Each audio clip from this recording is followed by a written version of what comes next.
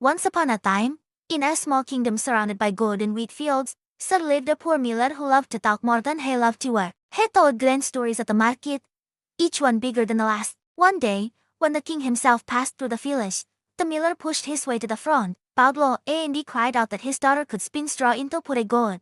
The king was a curious man, and like many kings, he had a dangerous amount of greed hidden beneath his velvet cloak. At once he ordered the miller's daughter to be brought to the palace. She was a kind and modest girl named Ellen, who had never spun anything more precious than coarse wool. When she stood before the throne, her hands trembled and her heart pounded in her chest.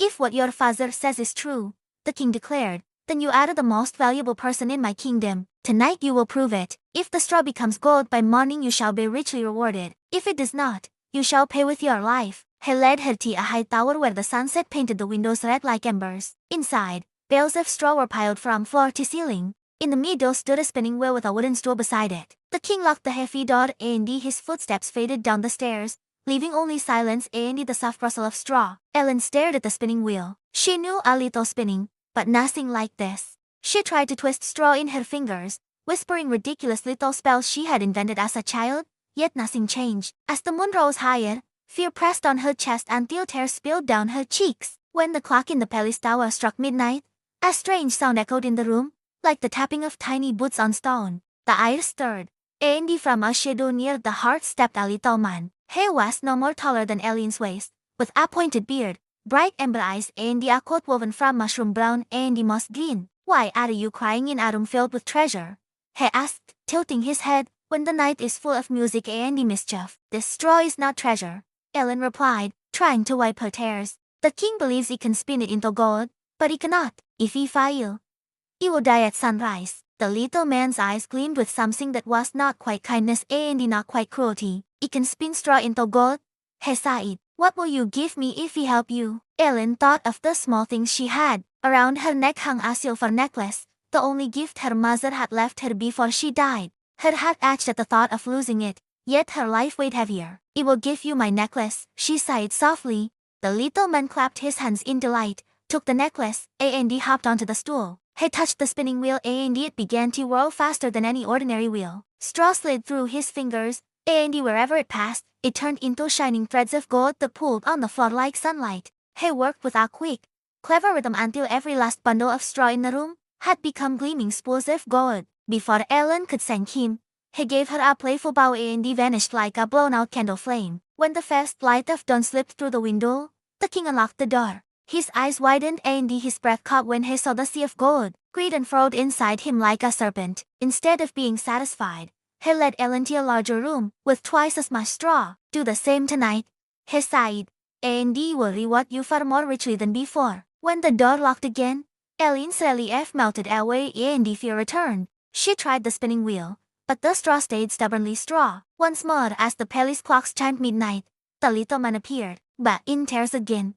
He sighed. "What will you give me this time if he save you?" Ellen looked down at her hands. On her finger was a simple gold ring, given by her father in a rare gentle moment. It was all she had left to offer. "I will give you my ring," she answered. Again he clapped his hands. Again he leapt onto the stool, and again the spinning wheel sang. Straw streamed through his fingers and he poured out as glittering gold. By morning, not a single straw remained. The king arrived, saw the golden mountain before him, and his thoughts turned greedy once more instead of grateful. That night he brought Ellen to the largest room of all, a hall so wide that the stone pillars disappeared into the shadows. The straw towered above her head in golden brown hills. The king spoke in a softer voice, yet his eyes were hard. "Spin the straw into gold by morning," he sighed, "and you shall be queen of this land." The key turned in the lock and Ellen stood alone in the echoing hall. She had nothing left to give. Her necklace and ring were gone. Her pockets were empty. Her heart, however, was full of dread. Midnight came. The little man stepped from behind a pillar with a cheerful twirl. "Here you are again,"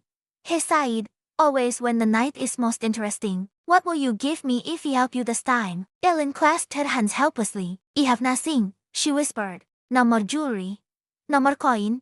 No more treasure at all." The little man's eyes glittered with an idea. "Then you must promise me something that you do not yet have. When you are a queen and you hold your first child in your arms, you will give the child to me." Ellen flinched as if struck. The idea made her soul tremble. Yet she imagined the king's anger, the dark dungeon, the cold edge of a sword. Fear pushed reason aside. I promise, she sighed, her voice barely more than air. The little man smiled in satisfaction, as if the promise were sweeter than gourd. He jumped to the spinning wheel and began to work. All night he spun, and the straw melted away into shining heaps of gold. When the sun rose, the whole dazzled like the inside of a jewel. The king entered and gasped. His greed and delight were so great that he kept his word. Within a week he mated Ellen and she became queen, though her heart still carried a secret weight. For a while, the kingdom prospered. The strange gold filled the royal treasury, the mills turned, and the fields gave generous harvests. The people loved their new queen, who introduced schools for poor children and food for hungry families. The king grew a little kinder under her influence. The promise she had made in the tower faded slowly in her mind like a bad dream. A year passed. Ellen gave birth to a strong and rosy-cheeked prince. The whole kingdom celebrated with music, bells and bright banners. Yet on the sad night after the child was born, when the palace was quiet and only a few guards paced the halls, the candles in the nursery flickered. From the shadow near the cradle stepped the little man. I have come for my payment,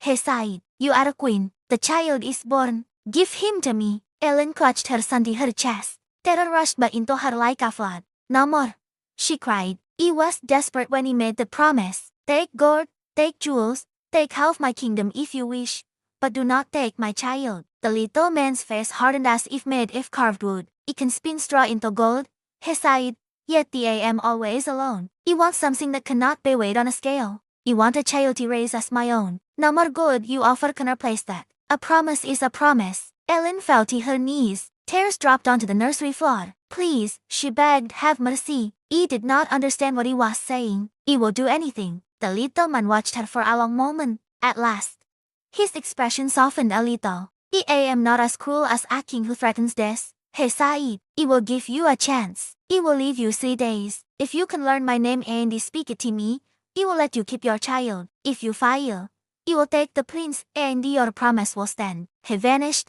and the nursery felt suddenly colder. At once, Ellen sent messengers leading in all directions. They galloped through cities and villages, across bridges and through forests, collecting every name they could find. Meanwhile, the queen sat beside her son and wrote long lists, filling page after page with names she had heard in stories and songs. The first night, when the little man returned, Ellen read from her list. Are you called Alfred?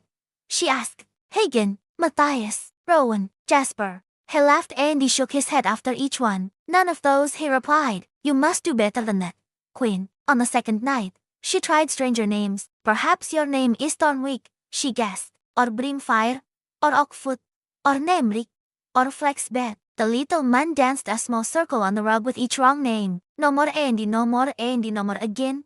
He sang. Tomorrow is your last chance.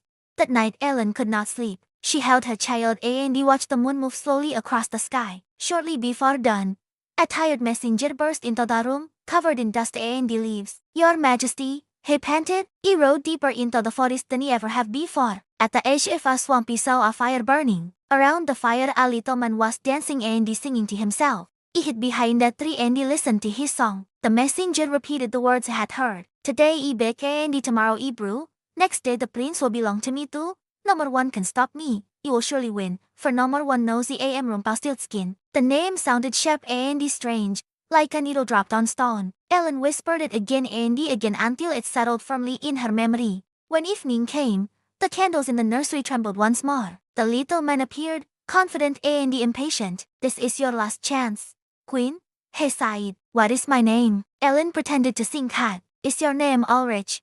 She asked. Or maybe it is Conrad, or perhaps it is Harry. He threw back his head and laughed. Wrong and wrong and wrong, he sighed. You are wasting time. Ellen smiled then. A small, steady smile that reached her eyes. Then perhaps, she sighed, your name is Rumpelstiltskin. The room seemed to freeze. The little man's eyes grew wide as coins. Who told you? He shouted. No more human has ever guessed. No more human was supposed to know. He stamped his foot so hard that the stone beneath him cracked like thin ice. For a moment it looked as though he might sink through the floor, but he pulled himself free with an angry tug. His face twisted with fury, yet there was also a strange hint of respect. A promise is a promise, he sighed at last. You have won, Queen. Keep your child, and keep your gold. He will trouble you no more. With that, Rumpelstiltskin spun around, his coat flaring like a leaf in the wind, and he vanished from the palace forever. Some said he returned to the deep forest to mutter his name to the trees. Others believed he learned that secrets and the bargains could be more dangerous than loneliness, and he decided to spin only for himself from then on. Ellen held her son close, feeling his warm breath against her neck. She ordered that the miller's boastful tales never be told in the palace again. She also passed a new law that no one in the kingdom should be forced to do the impossible under threat of death. From that day forward, she tried to think carefully before making any promise, especially in moments of fear or despair. Whenever the prince grew restless and he reached for things that were not his, she told him the story in gentle words. She taught him that bragging can lead others into danger, that desperate promises can cost more than we imagine, and the cleverness, courage and the careful thinking can untangle even the darkest trouble. And so the kingdom lived more wisely than before, bright with golden fields, and quieter hearts, and the sound of the spinning wheel was heard only in honest work, never again in fear.